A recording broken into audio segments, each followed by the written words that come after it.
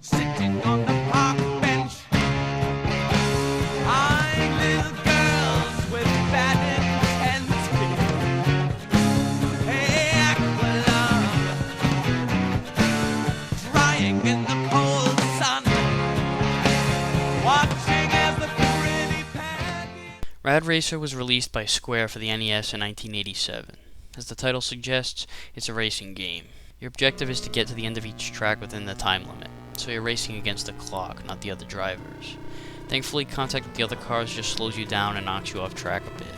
What really fucks you up is if you hit a tree or a sign or any kind of obstruction off the road, which a lot of times is caused by a bump from one of the other cars.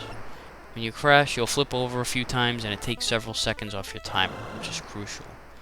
Thankfully, there are checkpoints, 3 on each track, where time is added. And when you do run out of time, you'll stop accelerating and you'll coast for a bit. Sometimes it's enough to get you past the checkpoint. There are 2 cars to choose from, the Twin Turbo and the Formula 1. Neither of them make a damn bit of difference, it's just a visual difference. The other drivers will be sporting the same vehicles as you too. Holding up on the D-pad will initiate the turbo booster, which will send you from ridiculous speed to ludicrous speed if you hold it down long enough. You never want to be using this while the road is winding, you'll wipe out for sure.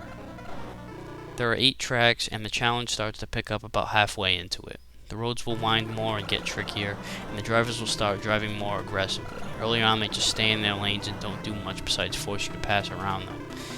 But later on they'll shift lanes and drive like assholes, sometimes going too slow, and sometimes they just seem to pop out of nowhere, and if you're going fast enough you could actually crash from hitting them when normally you just get bumped. The controls are tight. Like I mentioned, it's all about avoiding the hazards, knowing when to brake up a bit, when to use turbo, and steering. Your skills will be tested here. One fuck up in the later stages and it could seriously cost you. A rule of thumb for me if I'm running out of time is to check the bottom gauge that tells you how far into the race I am. It doesn't tell you where the checkpoints are, but you get the gist of it if you just cut it into quarters. Anyway, if you're pretty close to the checkpoint, don't get too aggressive with the pedal, cause if you crash while running out of time, you may not pick up enough speed to have any hope when you're coasting. If you're pretty far from the checkpoint, then fuck it, throw all caution to the wind. The soundtrack consists of 3 songs, which you can toggle by pressing down.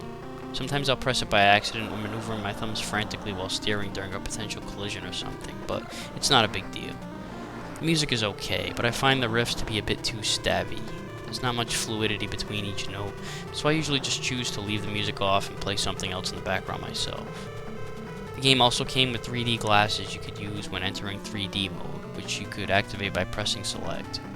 It looks like shit without the glasses, and I got the game used without the glasses, and I never cared enough to see how it looked to go out and get a pair.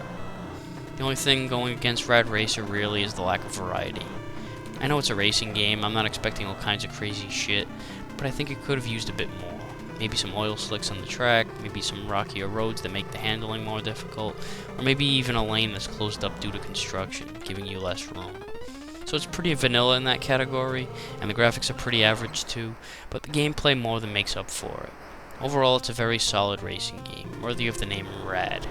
And that wraps up this edition of Aqualung's Game Reviews. See you next time.